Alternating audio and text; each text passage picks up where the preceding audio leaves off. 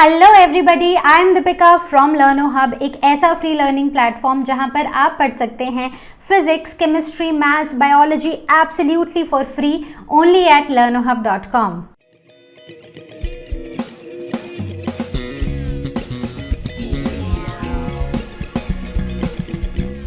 सो last session में हमने देखा कि एक सेल क्या क्या कर सकता है, कितनी तरह का होता है, क्या उसके साइजेस हैं, क्या उसकी शेप्स हैं और क्या उसके बेसिक कंपोनेंट्स हैं, जिनमें हमने cytoplasm, cell membrane, cell wall और सेल ऑर्गेनेल्स को डिस्कस किया।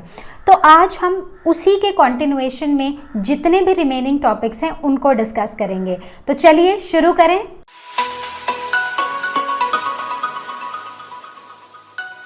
The next is the endoplasmic reticulum, और जिसे हम ER भी बोलते हैं। तो एंडोप्लाज्मिक रेटिकुलम, ये मेन कैरेक्टरिस्टिक्स इसके क्या हैं?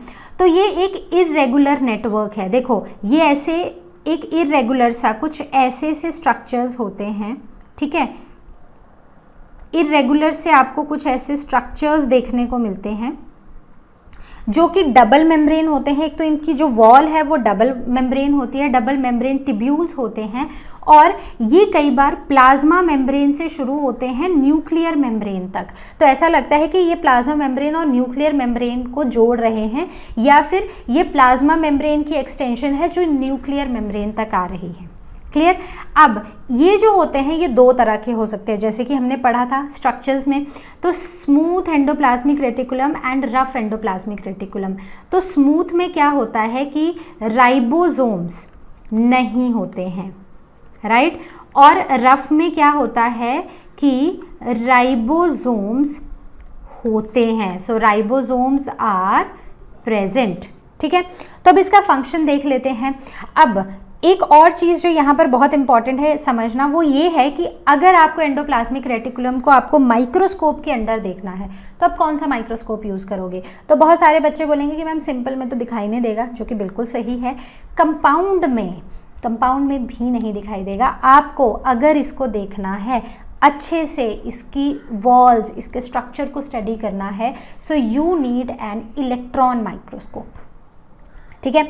अब फंक्शंस, तो एक तो ये सपोर्टिव फ्रेमवर्क बनाता है सेल का, एक सपोर्टिंग स्ट्रक्चर है एक सेल के लिए, और दूसरा बहुत इम्पॉर्टेंटली यहाँ पर प्रोटीन्स और फैट्स सिंथेसाइज होते हैं, बनाए जाते हैं, एंड फर्दर यहीं से वो आगे ट्रांसपोर्ट किए जाते हैं। क्लियर? तो बात समझ आ गई। The functions, the two main functions of endoplasmic reticulum. चलिए, नेक्स्ट इज द राइबोसोम्स। तो राइबोसोम्स क्या होते हैं? छोटे छोटे स्फेरिकल स्ट्रक्चर्स होते हैं, स्मॉल ग्रैन्युलर स्ट्रक्चर्स होते हैं। या तो वो साइटोप्लाज्म में आपको ऐसे आपको ये दिखाई देंगे, ये छोटे छोटे स्ट्रक्चर्स जो आपको दिखाई दे रहे हैं।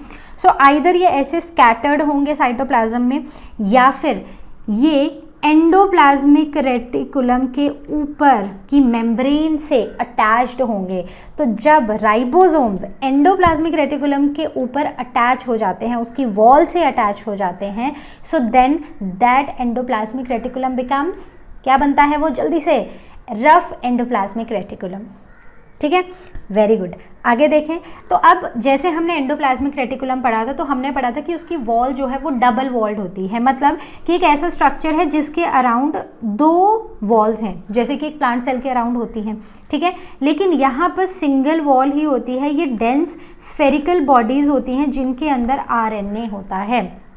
तो क्या आपको एक वो पता है कि जैसे DNA है, तो हमारा DNA होता है जिसमें हमारा पूरा जेनेटिक इन्फॉर्मेशन होती है। तो DNA से बनता है mRNA, और mRNA से ही क्या बनते हैं? प्रोटीन्स। तो देखो, प्रोटीन्स को कहाँ बनना है? प्रोटीन्स बनते हैं राइबोसोम्स में। तो इसका मतलब कि राइबोसोम में क्या होगा जिससे प्रोटीन बनेंगे? That is RNA। तो इसके अंदर होता है RNA, ठीक है, याद रखना है इसे। So it is the site of protein synthesis. जो मेजर फंक्शन राइबोसोम्स परफॉर्म करते हैं that is protein synthesis. Clear? बात समझ आई? आगे बढ़े। Now the mitochondria. माइटोकॉन्ड्रिया क्या है? माइटोकॉन्ड्रिया एक बहुत ही इंपॉर्टेंट स्ट्रक्चर है एक सेल के अंदर, जो कि डबल वॉल्ड है। अब इसके पास दो वॉल्स हैं। कौन सा है यहाँ पर माइटोकॉन्ड्रिया? जल्दी से बताओ। ये जो रेड कलर्ड स्ट्रक्चर्स है ना, दीज आर द माइटोकॉन्ड्रिया। इस माइटोकॉन्ड्रिया के अंदर ये कुछ ऐसा सा स्ट्रक्चर होगा जो अंदर वाली जो इसकी वॉल होती है ना, दैट इज़ फोल्डेड, और फोल्ड करके ये बना देती है कुछ क्रिस्टे। तो ये जो फोल्डेड स्ट्रक्चर्स होते हैं दे आर द क्रिस्टे। तो इनके पास अपना डीएनए होता है, इनके पास बहुत सारे जीन्स भी होते हैं और राइबोसोम्स भी होते हैं। तो देखो जो माइटोकॉन्ड्रिया है ना, it is performing a very very important function inside the cell. इसके अंदर इस पर्टिकुलर स्ट्रक्चर को बोला जाता है power house of the cell या फिर energy producer of the cell, क्योंकि इसके अंदर एनर्जी बनती है। जितनी भी सेल को एनर्जी चाहिए वो कौन बनाता है, वो बनाता है माइटोकॉन्ड्रिया। तो it is the functions of the mitochondria are they release energy from pyruvic acid and they form ATP। तो ये सब कुछ ना जब हम रेस्पिरेशन पढ़ेंगे ना तो these will be more clear। तो आपको क्या याद रखना है कि यहाँ पर पायरुविक एसिड से एनर्जी ATP बनती है, एनर्जी बनती है, ठीक है। So this all we will study in respiration. Now it is the site of aerobic respiration. तो दो तरह की रेस्पिरेशन होती है, एक में ऑक्सीजन अंदर जाती है, कार्बन डाइऑक्साइड निकलती है, that is the aerobic respiration. एक ऐसी रेस्पिरेशन होती है जिसमें ऑक्सीजन की रिक्वायरमेंट नहीं होती है और एनर्जी वैसे ही प्रोड्यूस हो जाती है, ठीक है। लेकिन माइटोकॉन्ड्रिया में कैसी एनर्जी प्रोड्यूस होगी, तो सेल को क्या चाहिए, ऑक्सीजन। तो जब ऑक्सीजन अंदर आएगा तो उस ऑक्सीजन का यूज़ करके एनर्जी प्रोड्यूस होगी, so that is aerobic respiration. और यहाँ पर एनर्जी स्टोर भी होती है। यहाँ पर there is synthesis of respiratory enzymes as well, respiratory enzymes भी सिंथेसाइज होते हैं। क्लियर, आगे बढ़े। So the next one is the Golgi apparatus, जिसे हम डिक्टोसोम्स भी बोलते हैं। तो अगर हम एनिमल सेल की बात करें तो हम बोलेंगे गोल्गी एपरेटस, अगर हम प्लांट सेल की बात करें तो हम क्या बोलेंगे, डिक्टोसोम्स, डिक्टोसोम। क्लियर, समझ आया। मेन कैरेक्टरिस्टिक, अब यहाँ पर पहले तो मुझे जल्दी से बताओ कि गोल्गी एपरेटस है कहाँ पर। तो आपको क्या ये साइड में येलो कलर ऑरेंज कलर के स्ट्रक्चर दिखाई दे रहे हैं, जो कुछ ऐसे हैं। जब हम इनको पढ़ भी रहे थे, जब हम स्ट्रक्चर पढ़ रहे थे प्लांट और एनिमल सेल का, तो हम बोल रहे थे, ऐसा लग रहा था कि एक के ऊपर एक कोई चीज़ पाइल्ड अप है। So these are what, these are the Golgi apparatus. Clear. तो एक तो ये स्टैक होते हैं कुछ फ्लैटेंड मेम्ब्रेन्स के, फ्लैट मेम्ब्रेन्स जो होते हैं वो एक के ऊपर एक स्टैक्स बना देती हैं। दूसरा, इट कंसिस्ट ऑफ टिब्यूल्स या फिर सिस्टर्ने, वेसिकल्स एंड वैक्यूल्स। तो ये बने होते हैं कुछ टिब्यूल्स के या फिर सिस्टर्ने के या फिर वैक्यूल्स के, ठीक है। सो ये जो स्ट्रक्चर है ना, this is one of the very important structures as well, क्योंकि इनका फंक्शन क्या है, इनका फंक्शन है एंजाइम्स को, कुछ एंजाइम्स को, कुछ हार्मोन्स को सिंथेसाइज करना, मतलब बनाना, उनको सिक्रीट करना और उनको पैक करना। अब देखो, अगर आपने कुछ ऑर्डर किया है तो आपने क्या किया, वो कहीं और बना है, आपने यहाँ से ऑर्डर किया है, ठीक है। तो क्या होगा कि सिंथेसाइज कहीं और हुआ, लेकिन आपको वो चाहिए तो वो प्रॉपर पैक होके आपके पास पहुँचेगा, ठीक है। तो सिक्रीशन को समझ लो, पहुंचना, डिलीवरी समझ लो एक तरह से, ठीक है। तो ये क्या करते हैं, दे सिंथेसाइज ऑल्सो, ये बनाते भी हैं और पैक भी करते हैं और सिक्रीट भी करते हैं कुछ हार्मोन्स और कुछ एंजाइम्स, जो एक सेल के लिए बहुत इंपॉर्टेंट है। Right now the formation of acrosome in sperms. तो अगर आपको याद होगा, जब हमने रिप्रोडक्टिव सिस्टम पढ़ा था तो वहाँ पर हमने पढ़ा था एक स्पर्म का स्ट्रक्चर, जिसमें ये टेल है और यहाँ पर क्या था, ये माइटोकॉन्ड्रिया था, ठीक है। और यहाँ पर हेड पोर्शन में क्या था, I just draw this again because this is not coming out very nice, so let me draw it again, ठीक है। तो हमने पढ़ा था एक स्ट्रक्चर कुछ ऐसा था, फिर यहाँ पर क्या था, यहाँ पर मिडिल पीस था जिसमें माइटोकॉन्ड्रिया था और यहाँ पर टेल था। तो ये जो हेड पोर्शन था, हेड पोर्शन में एक तो न्यूक्लियस था और एक छोटा सा स्ट्रक्चर इस न्यूक्लियस के ऊपर था जिसे हम बोलते हैं एक्रोसोम, जो कि जब स्पर्म एक एग को फर्टिलाइज करता है तो इसमें वो एंजाइम्स होते हैं जो एग की मेम्ब्रेन को डिसॉल्व करते हैं and finally nucleus enters into the egg cell. So यहाँ पर ये जो एक्रोसोम है, this is that structure called as acrosome that is present in the head of a sperm. तो यहाँ पर वो एक्रोसोम बनता है, कहाँ बनता है? गोल्जी एपरेटस में। क्लियर, बात समझ आ गई। बाकी इसका क्या काम है? चीज़ों को सिंथेसाइज करना, पैक करना और फिर सिक्रीट करना। कौन सी चीज़ें? एंजाइम्स को और हार्मोन्स को। क्लियर, आगे बढ़े। The next is the lysosomes. Lysosomes का एक और नाम है, चलो पहले नाम ही देख लेते हैं। सुसाइडल बैग्स, ठीक है, या फिर हम इनको इंट्रा सेल्यूलर डाइजेस्टिव सेंटर्स भी बुलाते हैं। ठीक है, तो मतलब होता क्या है कि ये कुछ ऐसे मेम्ब्रेनस सैक्स होते हैं, कुछ छोटे छोटे सैक होते हैं हमारे सेल के अंदर, जो कि कहाँ से बनते हैं? Membranous sacs bud from the Golgi body. तो जो गोल्जी बॉडीज़ होती हैं या जो गोल्जी एपरेटस होता है, वहीं से छोटे छोटे ऐसे ना सैक्स डेवलप होते हैं और इनमें बहुत सारे एंजाइम्स होते हैं, मतलब रफली 40 डिफरेंट एंजाइम्स होते हैं इन सैक्स के अंदर। क्यों? अब हमने क्या बोला कि ये गोल्जी बॉडी से ही बन रहे हैं, ठीक है। तो गोल्जी बॉडी में क्या बन रहा था? याद करो, they were producing, they were synthesising, they were packing and they were secreting certain enzymes and hormones. तो उसमें से एक प्रोडक्ट जो गोल्जी एपरेटस का है वो है लाइजोसोम्स। तो लाइजोसोम्स ऐसे छोटे छोटे मेम्ब्रेनस सैक्स होते हैं जिनमें बहुत सारे एंजाइम्स भरे होते हैं, और इनका काम क्या होता है कि मान लो ये सेल खराब हो गया, या फिर ये मान लो कि ये जो सेल है इसका कोई ऑर्गेनल खराब हो गया, तो ये उसको डाइजेस्ट करके ख़त्म कर दे, ठीक है। दूसरा, ये फॉरेन सब्सटेंसेस को डिस्ट्रॉय करेगा। तीसरा, जितने भी फॉरेन सब्सटेंसेस एक सेल के अंदर एंटर हो जाते हैं उनको डिस्ट्रॉय करने का काम भी कौन करेगा? लाइजोसोम्स करेंगे।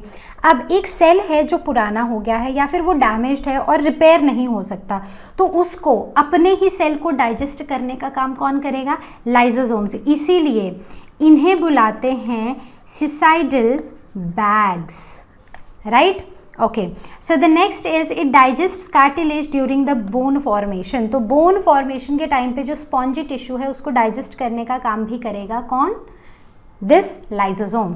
Clear. The next is centrosome और the centrioles. So these are present only in animals, ठीक है। तो एनिमल सेल्स में ही प्रेजेंट होते हैं सेंट्रोसोम और centrioles. So these are the region surrounding, so centrosome, the region surrounding the centriole is located inside the nucleus. तो ये ना न्यूक्लियस के आसपास आपको देखने को मिलेंगे, कुछ ऐसे स्ट्रक्चर्स होंगे जो न्यूक्लियस के आसपास आपको देखने को मिलेंगे। सो दे कंटेन 1 और 2 सेंट्रियोल्स। तो एक सेंट्रोसोम के अंदर 1 या 2 सेंट्रियोल्स ही होते हैं, और इनमें ना आपको कुछ ऐसे रेडिएटिंग स्ट्रक्चर्स, बेसिकली कुछ माइक्रोट्यूब्यूल्स होते हैं जो सेल डिवीजन के टाइम एस्टर फॉर्मेशन में हेल्प करते हैं। कुछ माइक्रोट्यूब्यूल्स होते हैं, जब हम सेल को डिवाइड होता हुआ दिखाते हैं तो हम कुछ ऐसा ही कुछ ड्रॉ करते हैं, right.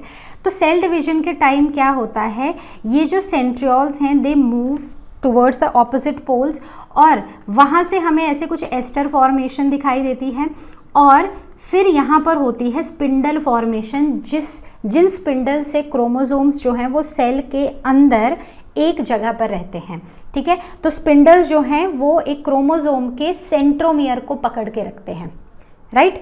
Next, what are the functions? So the first is to initiate and regulate cell division. Cell division को इनिशिएट करना, उसको रेगुलेट करना सेंट्रोसोम का काम है। सेकेंडली, स्पिंडल फाइबर्स की फॉर्मेशन भी सेंट्रोसोम्स का ही या सेंट्रियोल्स का ही काम है। क्लियर, तो ये समझ आ गया। Plastids, P for plastids and P for plants. So plant cells के अंदर होते हैं प्लास्टिड, सिर्फ और सिर्फ प्लांट सेल्स के अंदर, ठीक है। तो यहाँ पर बहुत सारे तरह के प्लास्टिड्स देखने को मिलते हैं, लेकिन सबसे common type is the chloroplast. तो आपने एक पिगमेंट का नाम सुना है, chlorophyll, right? So chlorophyll is present inside a cell organelle called chloroplast. Chloroplast जो है उसके अंदर ये पिगमेंट होता है और इसी की वजह से, इसी पिगमेंट की वजह से क्या होता है, सनलाइट कैप्चर करते हैं प्लांट्स और फोटोसिंथेसाइज करते हैं, राइट। तो जब हम रॉ मटेरियल्स पढ़ते हैं छोटी क्लासेस में तो हम क्या पढ़ते हैं कि एक इम्पॉर्टेंट रॉ मटेरियल कौन सा है, क्लोरोफिल, जो सोलर एनर्जी को ट्रैप करेगा, करेक्ट। तो याद आ गया। तो अब ये भी कुछ डबल मेम्ब्रेन स्ट्रक्चर हैं। अगर आप यहाँ पर देखो तो यहाँ पर ये आपको कुछ सर्कल, कुछ ओवल शेप्ड बॉडीज़ देखने को मिल रही हैं। ये जो ओवल शेप्ड बॉडीज़ हैं these are the chloroplasts, right.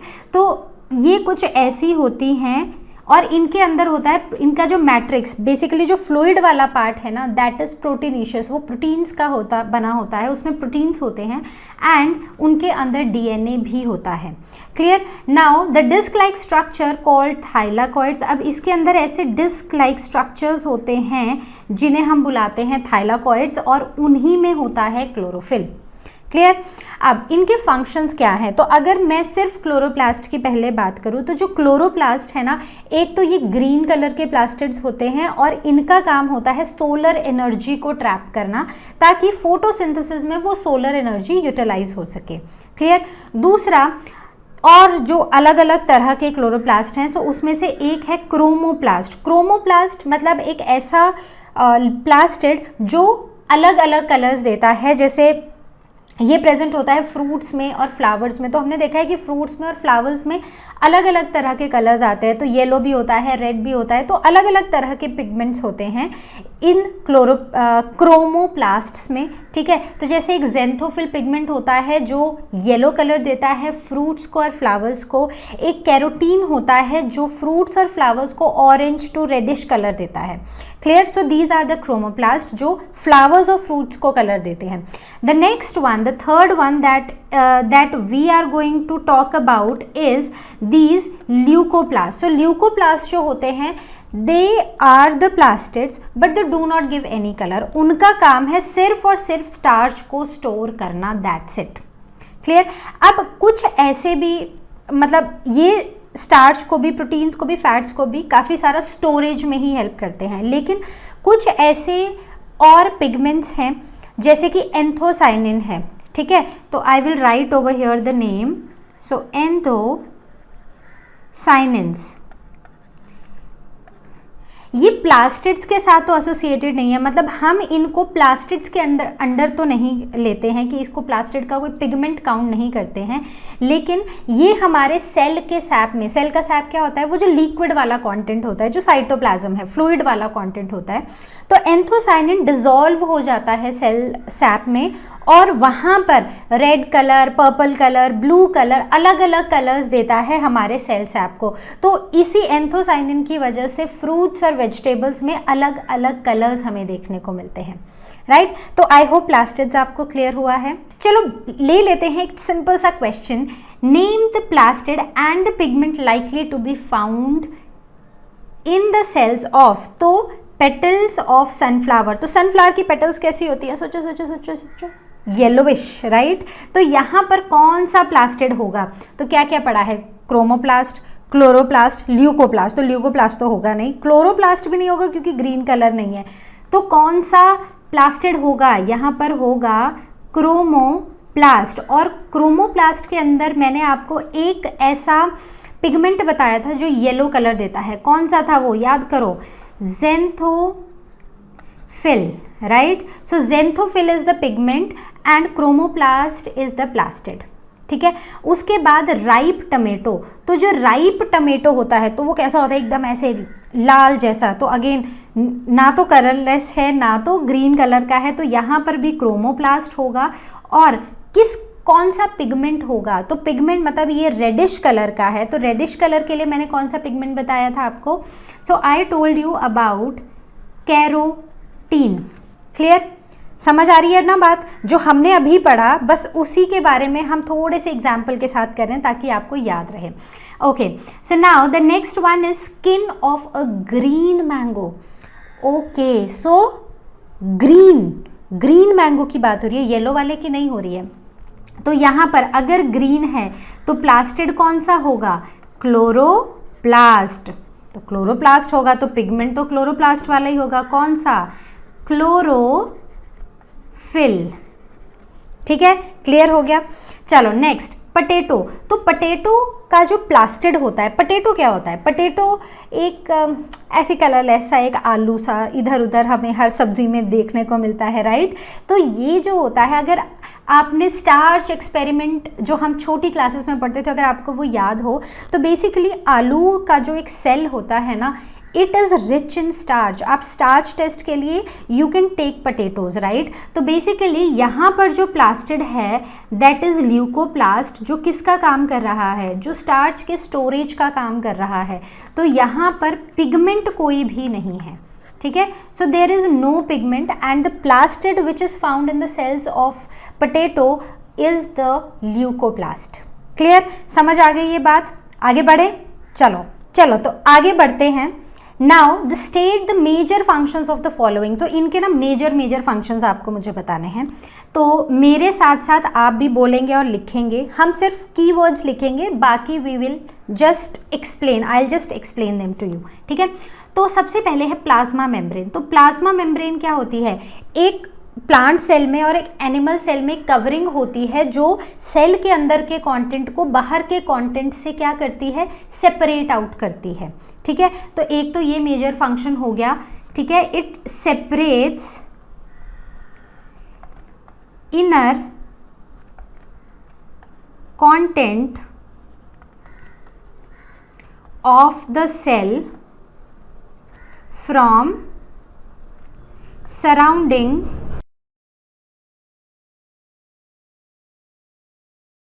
तो ये सेमी परमिएबल होती है, मतलब कुछ चीज़ों को ये अपने आप से पास होने देती है, लेकिन हर चीज़ को अपने आप से पास नहीं होने देती। So the entry and exit of only certain solutes in ions is permitted through this membrane, ठीक है। Now the next one is ribosomes. Ribosomes का मेजर फंक्शन क्या है? तो याद करो, मैंने आपको क्या बताया था? यहाँ पर मैंने आपको सिर्फ एक ही फंक्शन बताया था, that is the protein synthesis, right. समझ आया? चलो लाइजोसोम्स। तो लाइजोसोम्स जब हम पढ़ रहे थे तो हमने एक चीज़ बोली थी कि these are the suicidal bags, right.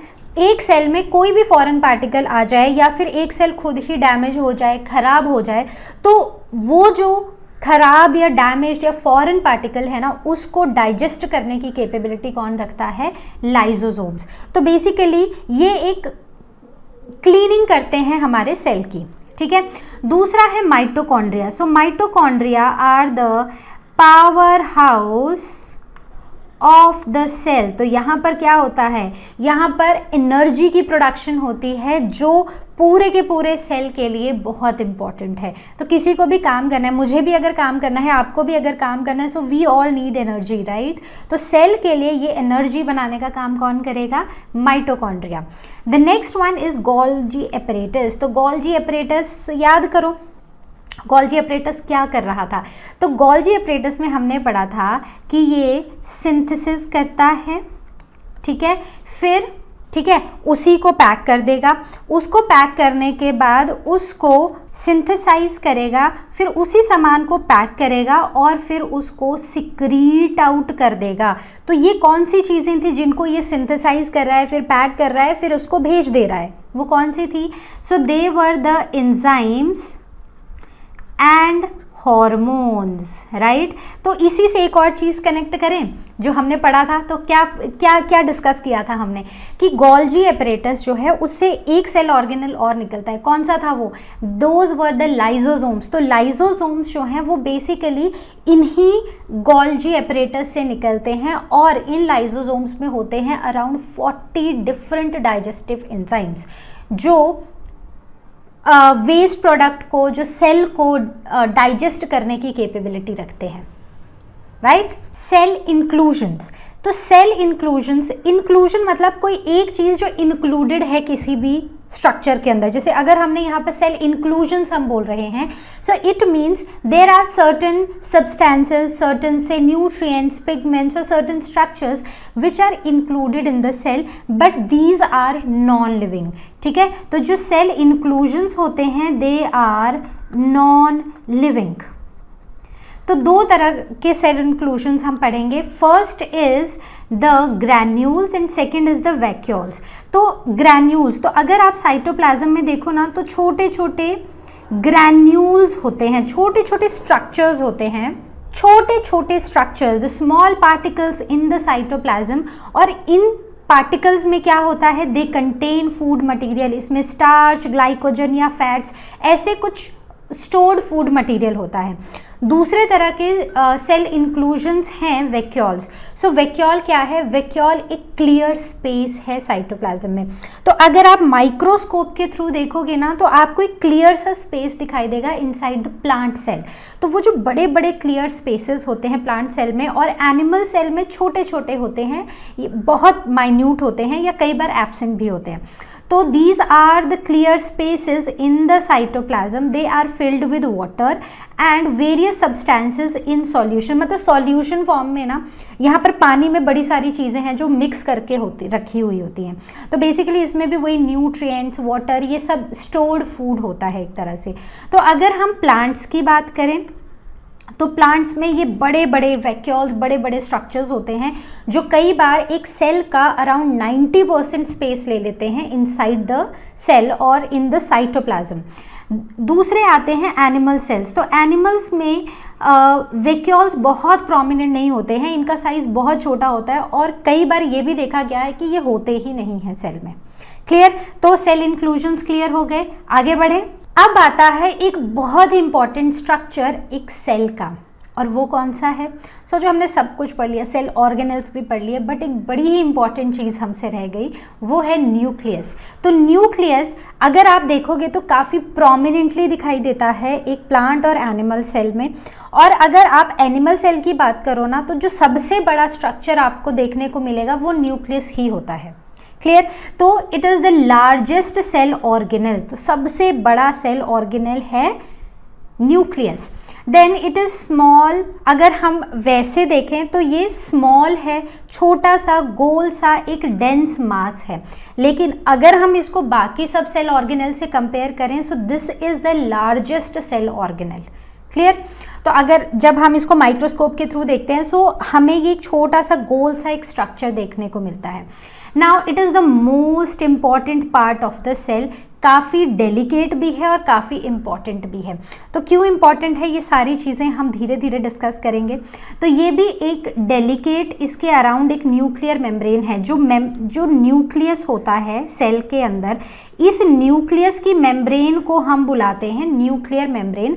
और इसके अंदर जो फ्लूइड होता है वो होता है न्यूक्लियोप्लाज्म। जैसे सेल के अंदर वाला साइटोप्लाज्म है वैसे न्यूक्लियस के अंदर वाला न्यूक्लियोप्लाज्म है। ठीक है, तो सिमिलर है ना, cell, C for cytoplasm, N for nucleus, N for nucleoplasm.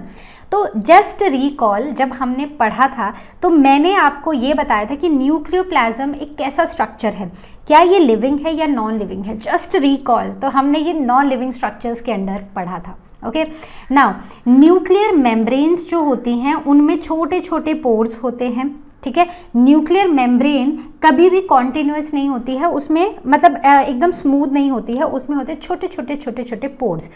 अब इस न्यूक्लियस के अंदर क्या होता है, इस न्यूक्लियस के अंदर होते हैं कुछ थ्रेड लाइक स्ट्रक्चर्स। तो अगर ये मेरा न्यूक्लियस है तो इसके अंदर ना आपको ऐसे स्कैटर्ड थ्रेड लाइक स्ट्रक्चर्स देखने को मिलेंगे जिन्हें हम बुलाते हैं क्रोमेटिन फाइबर्स, और इनमें होता है डीएनए, वो इम्पॉर्टेंट जेनेटिक मटेरियल जो एक जनरेशन से दूसरी जनरेशन को पास होता है। So that is present inside the nucleus. तो आप समझ रहे हो ना कि it is the most important cell organelle. Now why nucleus is the most important part?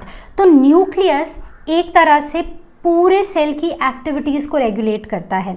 So it regulates and coordinates all the life processes that happen inside a cell. तो जैसे हमारे लिए हमारा ब्रेन है, तो हमारा ब्रेन ही हमारी body के सारे फंक्शंस को रेगुलेट करता है, मूवमेंट्स को रेगुलेट करता है।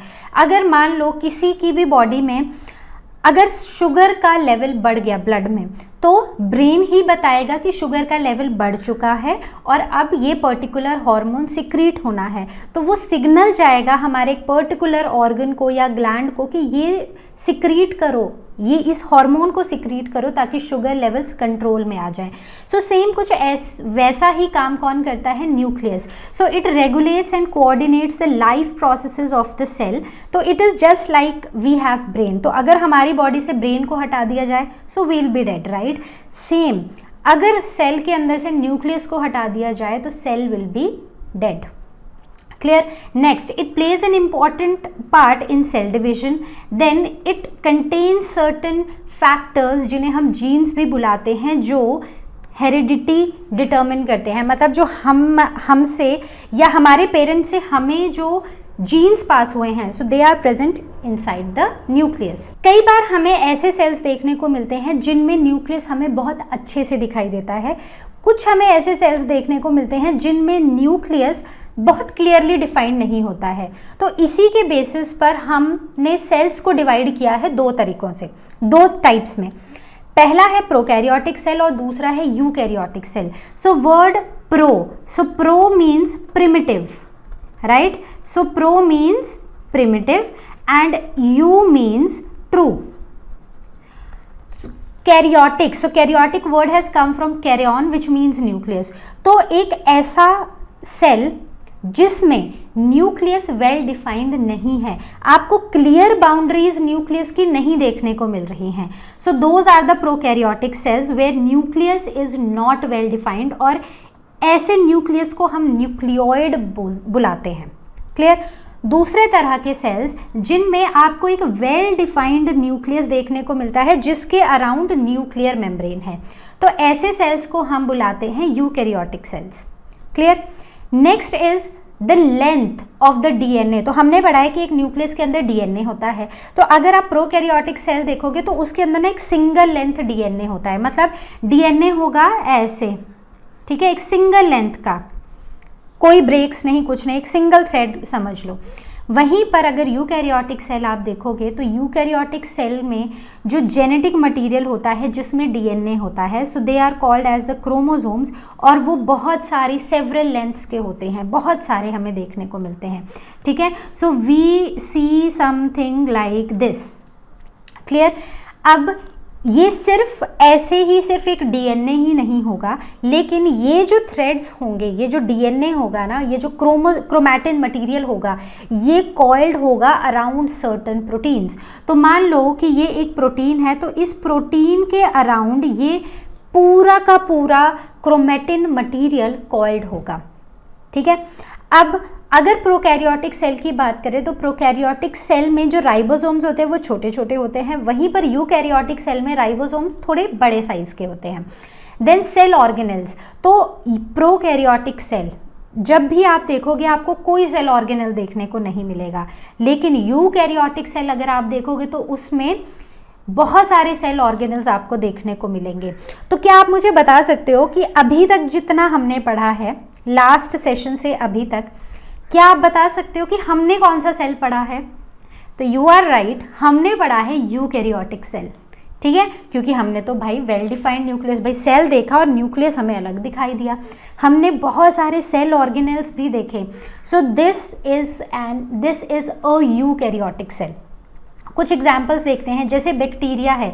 बैक्टीरिया एक प्रोकैरियोटिक सेल है, क्योंकि जब भी आप बैक्टीरिया देखोगे ना, बैक्टीरिया का जो न्यूक्लियस है वो वेल डिफाइंड नहीं होता है। उसमें जितना भी क्रोमैटिन मटेरियल है, जितना भी थ्रेड लाइक स्ट्रक्चर है, डीएनए है, वो साइटोप्लाज्म में आपको मिलेगा। क्लियर? इसमें सेल ऑर्गेनेल्स भी नहीं मिलेंगे। वैसे ही ब्लू ग्रीन एल्गी, जिसे हम साइनोबैक्टीरिया भी बुलाते हैं, CYANO, राइट? सो साइनोबैक्टीरिया। और अगर यूकैरियोटिक सेल की बात करें तो जैसे हम हैं, जैसे यूग्लिना है, अमीबा है, so all of us are eukaryotes. तो वो इंडिविजुअल्स जिनमें प्रोकैरियोटिक सेल होता है, जिनका न्यूक्लियस वेल डिफाइंड नहीं होता है, so they are the prokaryotes, and all those individuals who have well defined nucleus, so they are the eukaryotes, जैसे कि हम। ओके? समझ आया? पिक्चर से समझे? चलो, तो क्या आप मुझे बता सकते हो कि कौन सा प्रोकैरियोटिक सेल है और कौन सा यूकैरियोटिक सेल है? तो बहुत क्लियरली आप बता पाओगे। क्यों? क्योंकि अगर हम पहला वाला स्ट्रक्चर देखें तो उसमें जो क्रोमेटिन मटेरियल है या जो डीएनए है that is lying inside the cytoplasm, और यहाँ कोई भी क्लियर बाउंड्री आपको न्यूक्लियस की नहीं दिखाई दे रही है। So this is a prokaryotic cell, right. वहीं पर दूसरा सेल अगर आप देखोगे तो आपको क्लियरली न्यूक्लियस देखने को मिल रहा है और बहुत सारे सेल ऑर्गेनेल्स भी देखने को मिल रहे हैं। So this is a eukaryotic cell. Clear? तो बात समझ आ गई। Word pro, P for pro and P for primitive. Eu means true. Karyotic word. So this word has come from karyon, which means nucleus. So the prokaryotic cells have primitive nucleus and eukaryotic cells have true nucleus. Clear? तो difference समझ आया? Now the coming on next is a nucleolus. तो nucleolus क्या है? So remember there is one more structure that is round सा structure जो कि एक nucleus के अंदर present है. So this round structure is the nucleolus. So there are one or more round substructures present inside the nucleus which is called as nucleolus. Nucleolus का क्या काम है? पहला काम इसका है राइबोसोम्स बनाना और दूसरा काम इसका है प्रोटीन्स में पार्टिसिपेट करना। मतलब इसका काम है आरएनए बनाना। ये आरएनए बनाता है, आरएनए को स्टोर भी करता है और हमें पता है कि इसी आरएनए से क्या बनेगा? प्रोटीन्स बनेंगे, राइट। तो डीएनए होता है, डीएनए से क्या बनता है? MRNA, that is called as messenger RNA, और इस मैसेंजर आरएनए से बनते हैं प्रोटीन्स। अब this structure called nucleolus guides the ribosomes कि तुम्हें प्रोटीन सिंथेसिस करनी है। So they are basically involved in protein synthesis. ठीक है, तो तो राइबोसोम्स को बनाना, आरएनए को बनाना, उसको स्टोर करके रखना, उसके बाद राइबोसोम्स को बताना कि जाओ तुम जाके प्रोटीन्स की सिंथेसिस करो। सो ये सारा काम न्यूक्लियोलस ही करता है। Now the chromosomes. तो क्रोमोसोम्स क्या हैं? सो अगर हम अलग अलग स्पीशीज़ की बात करें, हम ह्यूमंस की बात करें, हम डॉग की बात करें, हम कैट की बात करें, हम एक गार्डन पी की बात करें, हम अनियन की बात करें, हम किसी मैंगो ट्री की बात करें, तो हर एक स्पीशीज़ में एक डेफिनेट नंबर होता है क्रोमोसोम्स का। क्लियर? इन्हीं क्रोमोसोम्स में क्या होते हैं? इन्हीं क्रोमोसोम्स में होता है क्रोमैटिन, और क्रोमैटिन में होते हैं जीन्स, और जीन्स के ऊपर होता है डीएनए। क्लियर? तो अब जितने भी स्पीशीज़ हैं they have a fixed number of chromosome. जैसे कि अगर हम ह्यूमन सेल की बात करें, so we have 46 chromosomes which means we have 23 pairs of chromosomes. Clear? फिर आता है गार्डन पी। गार्डन पी में होते हैं 14, अनियन 16, मेज में 20, लायन में 38 एंड डॉग में 78। So these are the different numbers. ऐसे ही आपकी बुक में शायद थोड़े और भी मिल जाएंगे। सो यू कैन जस्ट आप इन नंबर्स को याद रख सकते हो। ठीक है, देन अब ये जो क्रोमोसोम्स होते हैं they are the carriers of the genetic characters from parents to offspring. ठीक है, देखते हैं कैसे। अब क्रोमोसोम्स जो होता है वो बना होता है क्रोमैटिन से, और क्रोमैटिन के ऊपर होते हैं जीन्स। तो बेसिकली एक पर्टिकुलर स्पीशीज़ में कितने क्रोमोसोम्स हैं वो मैटर नहीं करता, बट एक स्पीशीज़ कैसी दिखेगी वो डिपेंड करता है कि उसके पास जीन्स कौन से हैं। So genes decide the characteristic of a species, not the number of chromosomes. ठीक है, अब जीन्स किससे बने होते हैं? They are made up of certain complex chemical substances called as DNA. तो आप ये देख रहे हो, so this is the structure of nucleus. तो हमने बोला था कि जो न्यूक्लियर मेम्ब्रेन होती है ना, उसमें कुछ पोर्स देखने को मिलते हैं। So these are the pores, इन्हें हम बुलाएंगे न्यूक्लियर पोर्स। ठीक है, अब इन पोर्स में this is the nuclear membrane, these are the nuclear pores. यहाँ पर जो फ्लूइड कंटेंट है that is the nucleoplasm which is non living content, ठीक है। इसके अंदर ये एक स्ट्रक्चर है, this is nucleus and nuclear pore is written over here too, clear. अब यहाँ पर आपको बहुत सारे थ्रेड लाइक स्ट्रक्चर्स देखने को मिल रहे हैं, दीज आर द क्रोमेटिन। ये पहले तो ऐसे सेल में ऐसे थ्रेड लाइक ही देखने को मिलते हैं न्यूक्लियस के अंदर। Now coming on to another important term that we use for cells and that is a protoplasm. So protoplasm है क्या? न्यूक्लियस और साइटोप्लाज्म को मिला के जितना कंटेंट है, मतलब cytoplasm plus nucleus, it denotes protoplasm and it is said to be the total living content of the cell. तो ये क्या है? इट इज बेसिकली एक ट्रांसपेरेंट फ्लूइड है विच इज कलरलेस या फिर ग्रेश या फिर ब्राउनिश, ठीक है। तो इस सेल मेम्ब्रेन के अंदर न्यूक्लियस और साइटोप्लाज्म के अंदर का content which is the living content of the cell is termed as protoplasm, clear. अब इसका कॉम्पोजिशन क्या है? मतलब ये जो प्रोटोप्लाज्म है इसमें क्या होता है? इसमें कार्बन होता है, हाइड्रोजन होता है, oxygen, nitrogen, sulphur, iron, phosphorus, ये सारी चीज़ें होती हैं। लेकिन ये आपको ऐसे नहीं दिखेगा कि अच्छा हाइड्रोजन हमने देख लिया कि अच्छा हाइड्रोजन तो है, हमने ये भी पता कर लिया कि कार्बन भी है, हमने ये पता कर लिया कि नाइट्रोजन भी है, ऐसे नहीं होता है। So these are present in form of compounds, जैसे कि पानी की फॉर्म में, फैट्स की फॉर्म में, प्रोटीन्स की फॉर्म में, कार्बोहाइड्रेट्स की फॉर्म में। सो दीज ऑल दीज से elements they are present in the form of certain compounds inside the cell. तो ये जो लिविंग कंटेंट है इसको बनाते हैं ये सारे के सारे components. So all these elements they make this living content, clear. अब एक सेल जो है उसकी कॉम्पोजिशन ना वेरी करती है, ऐसा नहीं होता है कि हर एक प्रोटोप्लाज्म की जो कॉम्पोजिशन है वो सेम ही होगी। प्रोटोप्लाज्म की कॉम्पोजिशन हर एक सेल में वेरी करती है एंड इट इज़ लाइक हम एग्जैक्टली नहीं बता सकते कि एक सेल में कैसा प्रोटोप्लाज्म है, उसका क्या कॉम्पोजिशन है। ऐसा क्यों?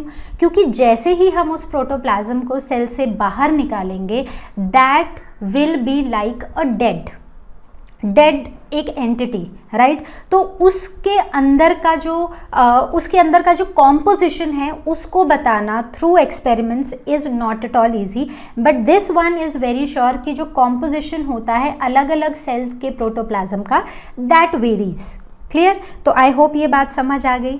तो living content, the total living content of the cell is called as protoplasm and it includes cytoplasm plus nucleus. Very good. तो आगे बढ़े। तो हर एक activity of a living cell is an outcome of a cell's activity, cellular activity. So every activity of a living organism is basically the outcome of a cellular activity. मतलब cell की वजह से ही हम छोटी से छोटी मूवमेंट्स कर सकते हैं, छोटी से छोटी चीज़ें हम कर पा रहे हैं. जैसे कि एग्जाम्पल्स बहुत इम्पॉर्टेंट है, जैसे कि ग्रोथ. एक छोटा सा बच्चा है, छोटा सा होता है. हम भी जब पैदा हुए थे तो हम भी इत्तू से थे, राइट. अब हम क्या होते जा रहे हैं, हम बड़े बड़े बड़े बड़े ऐसे साइज़ बढ़ता जा रहा है. मतलब मेरा तो इंक्रीज़ हो चुका है, लेकिन आप जिस एज में हो तो अभी आपका साइज़ बढ़ेगा, ठीक है. तो मेरी हाइट बढ़ना तो मेरी ख़त्म हो चुकी है, लेकिन आपकी तो भी बढ़ रही है. So this is the growth. नए ज़्यादा से ज़्यादा सेल्स जो हैं वो क्या करते हैं, सेल का साइज़ बढ़ता जाता है, सेल्स डिवाइड करते जाते हैं, नंबर ऑफ सेल्स बढ़ते जाते हैं, जिनकी वजह से होती है growth. So there is increase in number of cells, right. Second, repair of an injury और regeneration of the lost parts. तो मान लो एक लिजर्ड है, सबने देखी है ना घर में दीवारों पे छिपकली. तो छिपकली को अगर आप पकड़ने जाओ ना, तो अगर आपने मान लो टेल से पकड़ ली, भाई वो अपनी पूंछ छोड़ के भाग जाएगी. क्यों? क्योंकि उसको पता है कि वो अपनी टेल को रीजनरेट कर सकती है. So this lizard has the capacity to regenerate her tail, right. तो दिस इंजरी या रीजनरेशन, हमें भी कहीं चोट लग जाती है, अगर वहाँ से मान लो स्किन पे लगी, तो यहाँ से एक पार्ट है स्किन का जो क्या हो गया, जो रिमूव हो गया. तो धीरे धीरे हम देखेंगे वो स्किन वापस आ जाएगी. This is all because of the repair and regeneration capability, ठीक है. ये हमारी बॉडी का रिपेयर मैकेनिज्म है, क्लियर. वैसे ही हमारी बॉडी की मूवमेंट्स, ये होती हैं सेल के कॉन्ट्रैक्टाइल होने की वजह से, सेल के कॉन्ट्रैक्ट और रिलैक्स होने की वजह से। अब एक बर्ड है वो फ्लाई कर पाता है, फ्लाई करने के लिए क्या चाहिए, फेदर्स चाहिए। वो फेदर्स किससे बनते हैं, सेल से बनते हैं। दूसरा, आपको वॉक करना है, ठीक है, तो आप कैसे कर पाओगे, अब वॉक, रन, जंप, कुछ भी आपको करना है। So all those activities you are able to do because your cell is allowing you to do that. आपके सेल्स ने खुद को इतना ऐसा बनाया है कि आप खुद को मूव करा पाओ, ठीक है। वैसे ही अगर हम एक छोटा सा गार्ड सेल लेते हैं, एक छोटा सा सेल लेते हैं इन द लीफ के अंदर जो छोटे छोटे सेल्स होते हैं जो किडनी बीन शेप्ड के होते हैं, so we call them as the guard cells, ठीक है। इन्हीं गार्ड सेल्स की मूवमेंट की वजह से, अब 2 गार्ड सेल होते हैं, जब इनमें पानी भर जाता है ना, आसपास होते हैं, पानी भर जाता है, तो ये एकदम ऐसे इनकी वो होता है ना, सीना चौड़ा हो जाता है और ये थोड़े से एक दूसरे से दूर हो जाते हैं और यहाँ पर पोर बन जाता है। इसी पोर की वजह से गैसियस एक्सचेंज होता है, इसी पोर की वजह से ट्रांसपिरेशन होती है। जब पानी इन गार्ड सेल से बाहर निकल जाता है तो ये वापस एक रेस्टिंग मोड पे आ जाते हैं और ये पोर बंद हो जाता है। तो ये जो मूवमेंट है ना, this movement is only due to the cells. ये opening and closing of stomata किसकी वजह से हो रहा है, सेल्स की वजह से। कौन से हैं ये cells, these are the guard cells, right. अब एक प्लांट है, हमने बेंडिंग टुवर्ड्स द लाइट पढ़ा है, फोटोट्रॉपिज्म पढ़ा है, जियोट्रॉपिज्म पढ़ा है। So this all is because of the cell. एक प्लांट सन की तरफ को बेंड हो जा रहा है, तो सन की तरफ को बेंड होने के लिए भी वो सेलुलर एक्टिविटी ही है, वो सेलुलर लेवल पर ही चेंजेस हो रहे हैं जिसकी वजह से एक प्लांट सन की तरफ को, सन की डायरेक्शन में मूव हो रहा है, ठीक है। क्लियर हो गई इतनी सी बात। आगे बढ़े फिर और कुछ आउटकम्स देखें सेलुलर एक्टिविटीज़ की। The next outcome of cellular activities feeding and nutrition. तो ये जो हम खाना खा रहे हैं, तो देखो जैसे ही खाना खाया, टंग के सेंसरी सेल्स ने डिटेक्ट कर लिया कि भाई खाना तो आ गया और बहुत टेस्टी है। So this sense of taste is also because of the cells. अब मसल सेल्स ने क्या किया, जॉ के, टंग के मसल सेल्स ने इस फूड को च्यू करना शुरू कर दिया। So again muscle cells are involve. अब ये खाना नीचे गया स्टमक में डाइजेस्ट हो रहा है, बहुत सारे ग्लैंड सिक्रीट कर रहे हैं अपनी सिक्रीशन, स्टमक की वॉल सिक्रीट कर रही है, इंटेस्टाइन एब्जॉर्ब कर रहा है। That is all because of cells. Extra food जो है वो फैट की फॉर्म में स्टोर हो रहा है, ग्लाइकोजन की फॉर्म में लिवर में स्टोर हो रहा है। This is all because of the cells. ये सब कुछ सिर्फ और सिर्फ सेल्स की वजह से है, ठीक है।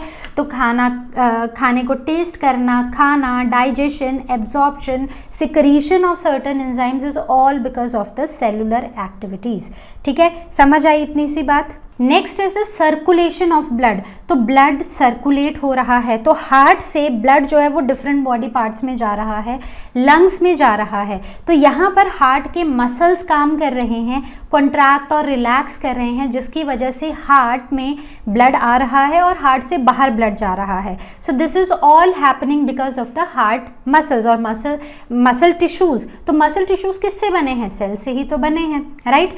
Then respiratory gases are transported. जितनी भी रेस्पिरेटरी गैसेस हैं, जो ऑक्सीजन है, तो ऑक्सीजन कैसे जा रहा है डिफरेंट बॉडी पार्ट्स में, through the sales only, right. और वेस्ट मटेरियल को कैरी करने का काम भी कौन करता है, यही लेकर आते हैं, यही सेल्स जो है अपने से जोड़ जोड़ के चीज़ों को लेकर आते हैं, right. Next is protection of the body. तो बॉडी में protection, WBCs which are present in these white blood cells which are present in our blood, they provide protection to our body। यहाँ पर एंटीबॉडीज और antitoxins produce होते हैं। ये sales antibodies और antitoxins तक प्रोड्यूस करते हैं, जो कि जितने भी फॉरेन सब्सटेंसेस हैं उनको ख़त्म करते हैं, या फिर अगर कोई टॉक्सिन हमारी बॉडी में आ गया है तो उसको न्यूट्रलाइज करने की ताकत रखते हैं, राइट। तो these everything that is happening, if I am moving my hands right now, if I am talking, so this is all due to the cellular activities। सिर्फ और सिर्फ cellular activities की वजह से I am able to do all these things। हमारी body में जितनी भी सेंसेशंस होती हैं, हम देखते हैं, हम सुनते हैं, हम फील करते हैं, हम टेस्ट करते हैं, हम टच करते हैं, हर एक सेंसेशन जो हमारी बॉडी में है that is all because of our cells. हम देख रहे हैं, हमारी आंखें बंद हो रही हैं, हम ओपन कर रहे हैं, लाइट कितनी एंटर हो रही है, कितनी नहीं हो रही है, so all the sensations are because of the cells. फिर हमारी बॉडी में अब गर्मी लग रही है, तो गर्मी लग रही है तो स्वेट ग्लैंड्स जो हैं हमारी बॉडी में, स्वेट ग्लैंड्स वर्क करते हैं, ठीक है। ये स्वेट ग्लैंड्स के जो सेल्स होते हैं, इन्हीं की वजह से पसीना आता है, पानी हमारी बॉडी से बाहर निकलता है, हमें प्यास लगती है, तो उसमें भी कहीं ना कहीं हमारे सेल्स इन्वॉल्व हैं। So everything is related to our cells only. नए ऑर्गेनिजम्स का प्रोडक्शन, मतलब एक स्पीशीज़ का reproduction process, that also happens because of the cells. तो हमें पता है कि अगर हम एसेक्सुअल रिप्रोडक्शन की बात करें तो जैसे हमें यहाँ पर दिखाया गया है, तो एक ही सेल से बड की फॉर्मेशन होगी और वही सेल जो है वो फर्दर डिवाइड करता जाएगा और एक नए इंडिविजुअल को, एक नया ऑर्गेनिज्म प्रोड्यूस करता जाएगा। वैसे ही अगर आप ह्यूमंस के केस में देखोगे तो एक मेल गैमीट और एक फीमेल गैमीट, ठीक है, I am writing it like this, ये दोनों मिलकर क्या बनाएंगे, एक जाइगोट बनाएंगे और यहीं पर एक सेल बनेगा और इसी सेल से फर्दर क्या होगा, फर्दर एक नया इंडिविजुअल बनेगा, करेक्ट। तो जो रिप्रोडक्शन का एक प्रोसेस है या प्रोडक्शन ऑफ यंग वंस का एक प्रोसेस है, that also happens at cellular levels, right. अब प्लांट्स की अगर बात करें तो प्लांट्स में पानी और न्यूट्रिएंट्स को एब्जॉर्ब करना हो थ्रू द रूट्स, ठीक है, तो रूट्स क्या कर रही हैं, पानी को और मिनरल्स को एब्जॉर्ब कर रही हैं। So this is also happening at the cellular levels. तो एक रूट में क्या होते हैं, बहुत सारे सेल्स होते हैं और इन्हीं सेल्स में रूट हेयर होते हैं जो पानी को और न्यूट्रिएंट्स को एब्जॉर्ब करने का काम करते हैं। फिर फर्दर जब भी रूट्स ने एब्जॉर्ब कर लिया, अब स्टेम में और डिफरेंट पार्ट्स में ये पानी कैसे जाएगा, through a different type of cells जो कि जाइलम होता है। तो जाइलम टिश्यू होता है, जाइलम टिश्यू अलग अलग अलग अलग सेल से बना होता है और ये सेल्स पानी को डिफरेंट प्लांट पार्ट्स तक पहुंचाने का काम करती हैं, राइट। वैसे ही फूड का कंडक्शन वो भी तो सेल से ही हो रहा है। तो फ्लोएम टिश्यू जो है, फ्लोएम टिश्यू में भी अलग अलग सेल्स हैं और ये सेल्स मिलकर फूड को, जो लीव्स ने खाना बनाया है उसको डिफरेंट प्लांट के पार्ट्स में देने का काम करती हैं। सो that is also happening at a cellular level, clear. उसके बाद लाइट का ट्रैप होना, लाइट का ट्रैप होना किससे, एट द लीव्स के सरफेस पर कुछ सेल्स होते हैं जिन्हें हम क्या बुलाते हैं, so this pore is stomata and these cells, जिनकी वजह से ये पोर बनता है, those are the guard cells. So light को ट्रैप करने में भी किसका हाथ है, भाई सेल का ही हाथ है ना। उसके बाद यहाँ पर अगर आप देखोगे तो फ्लावर्स क्या करते हैं, फ्लावर्स इंसेक्ट्स को, बर्ड्स को अट्रैक्ट करते हैं और उनमें क्या होता है, कैसे अट्रैक्ट करते हैं, they have colours, they are very beautiful, bright, fragrant, और उन्हीं की वजह से क्या होगा, उन्हीं की वजह से पॉलिनेशन होगी, तभी फर्टिलाइजेशन होगी, तभी नए प्लांट्स बनेंगे। तो यहाँ पर पेटल के अंदर जो सेल्स होते हैं वो अट्रैक्ट करते हैं इन इंसेक्ट्स को, बर्ड्स को for pollination. So that is also happening at a cellular level. Now inheritance मतलब एक जनरेशन से दूसरी जनरेशन को, उससे फिर आगे फर्दर जनरेशन्स को मूवमेंट किसका, जीन्स का, that also happens at a cellular level, right. तो जब मेल और फीमेल गैमीट आपस में फ्यूज होंगे, अब ये फर्दर जीन्स जो हैं वो दूसरी जनरेशन में जाएंगे, तो इसी तरह नए इंडिविजुअल्स भी बनेंगे और इसी तरह ये जो सेल है ये फर्दर डिवाइड करता जाएगा और इसी से कैरेक्टर्स एक जनरेशन से दूसरे जनरेशन को पास होते जाएंगे। So all these things, everything that we do, everything that we are capable of doing, अगर हमें मूव करना है, अगर हमें सोना है, अगर हमें सोचना है, अगर हमें कोई प्रॉब्लम को सॉल्व करना है, so that all happens at the cellular level. हर एक चीज़ में हमारे सेल्स इन्वॉल्व हैं, then only we are able to do all those things, clear. तो आई होप जो आउटकम्स है सेलुलर एक्टिविटी की वो आपको अच्छे से समझ आई होंगी, क्योंकि हमने बहुत सारे एग्जाम्पल्स डिस्कस किए हैं। ठीक है, तो इसके साथ अब एक दो क्वेश्चंस ले लेते हैं. So let us take up this question, very interesting question. Mention any 3 differences between living cell and a brick in a wall. ठीक है, तो मतलब हम एक लिविंग सेल की बात कर रहे हैं, दूसरा हम बात कर रहे हैं brick in a wall, right. तो इन दोनों में फ़र्क क्या है, इन दोनों में डिफरेंस क्या है. तो देखो, एक सेल लिविंग है, वहीं पर अगर हम ब्रिक की बात करें तो वो एक नॉन लिविंग चीज़ है, right. So cell is a living entity, it is a living entity, whereas a brick is non living. Clear, ये तो बहुत ही बेसिक सा पहला डिफरेंस हो गया. अब दूसरा, क्योंकि सेल लिविंग है तो इसका मतलब है कि सेल ग्रो भी कर रहा है, साइज में भी बढ़ रहा है, सेल डिवाइड भी हो रहा है. तो जिस भी लिविंग ऑर्गेनिज्म के अंदर ये सेल है वहाँ पर हमें क्या देखने को मिल रही है, ग्रोथ. ठीक है, तो एक लिविंग सेल के अंदर ग्रोथ होती है, लेकिन एक ब्रिक के अंदर किसी भी तरह की ग्रोथ नहीं होती है. अगर एक हम ब्रिक को देखें तो ब्रिक का साइज़ उतना ही रहेगा. ठीक है, ऐसा तो नहीं होगा कि ब्रिक का साइज़ जैसे जैसे वो ब्रिक बनी है अब उसके बाद आपने एक जगह रखी और अब वो ब्रिक का साइज़ बढ़ता जा रहा है. कैसे होगा, बिल्कुल नहीं होगा. Living cells undergo cell division. ठीक है, यहाँ पर सेल डिवीजन देखने को मिलेगी, लेकिन यहाँ पर किसी तरह की भी सेल डिवीजन नहीं देखने को मिलेगी. अब अगर एक सेल है तो देखो, हम कैसे बने थे, एक सिंगल सेल से हमने अपनी लाइफ शुरू की थी और आज हम में मिलियंस ऑफ सेल्स हैं. क्लियर, लेकिन अगर आप एक ब्रिक की बात करो और वो कैसे हुआ, और मतलब खुद से सेल डिवाइड होता गया और हम बढ़ते गए. ठीक है, अब अगर आप एक ब्रिक की वॉल की बात करो, ठीक है, वॉल की एक ब्रिक की बात करो, अब आपने एक ब्रिक रख दी. ठीक है, आपने बोलो कि मैंने नींव रख दी है घर की. अब ऐसा नहीं होगा कि 1 साल उस ब्रिक को रख के छोड़ो तो एक पूरा घर बन जाएगा, ऐसा तो नहीं होगा. तो ब्रिक तो डिवाइड करेगी नहीं. सो ब्रिक कैन नॉट डिवाइड. अब बेसिकली ब्रिक में कोई डिविजन्स नहीं होते हैं, कोई सेल डिवीजन नहीं होता है, राइट. उसके बाद अगर हम लिविंग सेल की बात करें, so a cell is said to be structural and functional unit.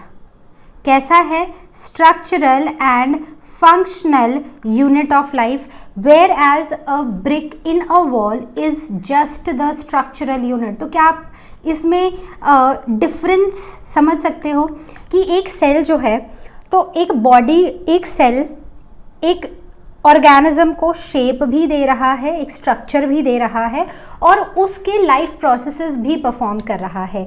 लेकिन वॉल के अंदर एक ब्रिक जो है वो सिर्फ उसको स्ट्रक्चर दे रही है, कुछ फंक्शंस नहीं परफॉर्म कर रही है, कोई लाइफ प्रोसेस नहीं परफॉर्म कर रही है.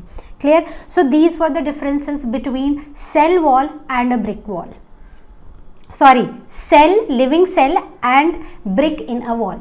Late us match the following. तो कॉलम ए और कॉलम बी की चीज़ों को थोड़ा मैच करते हैं. सबसे पहले है वैक्यूल. तो वैक्यूल क्या है, वैक्यूल एक बड़ा सा स्ट्रक्चर है जो प्लांट सेल में होता है और एनिमल सेल में छोटे छोटे स्ट्रक्चर्स होते हैं. तो क्या ये इंट्रासेलुलर डाइजेशन करते हैं, बिल्कुल नहीं करते हैं. क्या इनमें रेस्पिरेटरी एंजाइम्स देखे गए हैं, नहीं. इनमें वाटर और कुछ न्यूट्रिएंट्स, कुछ मिनरल्स देखे गए हैं. ठीक है, उसके बाद कवर्ड बाय टोनोप्लास्ट. तो यस, वैक्यूल की मेम्ब्रेन को हम क्या बुलाते हैं, टोनोप्लास्ट. क्लियर, एक सिंगल मेम्ब्रेन होती है जिसे हम टोनोप्लास्ट बोलते हैं. Second is nucleolus. न्यूक्लियोलस कहाँ होता है, एक न्यूक्लियस के अंदर का एक छोटा सा स्ट्रक्चर. ये क्या करता है, तो याद करो हमने क्या पढ़ा था कि ये आरएनए बनाता है, ये प्रोटीन्स की सिंथेसिस में हेल्प करता है, ये आरएनए को राइबोसोम्स बनाता है, फिर प्रोटीन सिंथेसिस में हेल्प करता है और ये राइबोसोम्स को बताता है कि तुमको कैसे प्रोटीन्स बनाने हैं आरएनए से, राइट. तो ये क्या बनाता है, ये आरएनए बनाता है. Clear. The next is lysosomes. तो लाइजोसोम्स सुसाइडल बैग्स जो कि जिनमें बहुत सारे डाइजेस्टिव एंजाइम्स होते हैं और ये सेल ऑर्गेनल्स अपने आप को भी डाइजेस्ट करने की कैपेबिलिटी रखते हैं, इन द सेंस जिस सेल के अंदर ये प्रेजेंट है उसी सेल को डाइजेस्ट करने की कैपेबिलिटी रखते हैं। So the lysosomes are involved in intracellular digestion. The next is anthocyanins. So anthocyanins हमने प्लास्टिड्स में ये पढ़ा था और प्लास्टिड में हमने ये पढ़ा था कि there are lot of plastids, वैसे ही एक कलर देने वाला एक पिगमेंट है एंथोसाइनिन, बट हम उसको प्लास्टिड्स में कंसिडर नहीं करते हैं। वो कहाँ प्रेजेंट होता है, वो साइटोप्लाज्म में डिसॉल्व होता है और साइटोप्लाज्म में ये फ्रूट्स को, वेजिटेबल्स को अलग अलग कलर्स देता है ना। Next is cristae. तो वैसे तो अब कुछ और बचा नहीं है, तो बेसिकली रेस्पिरेटरी एंजाइम्स यहाँ पर होते हैं और रेस्पिरेशन से ही यहाँ पर एनर्जी रिलीज होती है। क्रिस्टे कहाँ पर होते हैं, क्रिस्टे होते हैं माइटोकॉन्ड्रिया में, ठीक है। सो माइटोकॉन्ड्रिया में होते हैं क्रिस्टे। तो जो इनर माइटोकॉन्ड्रिया एक डबल मेम्ब्रेन्ड स्ट्रक्चर है, ठीक है। तो ये आउटर मेम्ब्रेन है और इनर जो है that is folded, it forms cristae, जहाँ पर रेस्पिरेटरी एंजाइम्स हैं और यहाँ पर एनर्जी का प्रोडक्शन हो रहा है। क्लियर? तो समझ आ गई ये बात। So with this we complete our today session. Please go and ask your doubts and ask question section if you have, but I hope कि clear हो गया होगा सब कुछ। Then do practice DPPs, then go and attempt an online test, और फिर भी कोई doubts हैं please ask them on ask question section. I will see you next time with a new video, and till then you all take care, and as you all know, Learner Hub free है पर best है।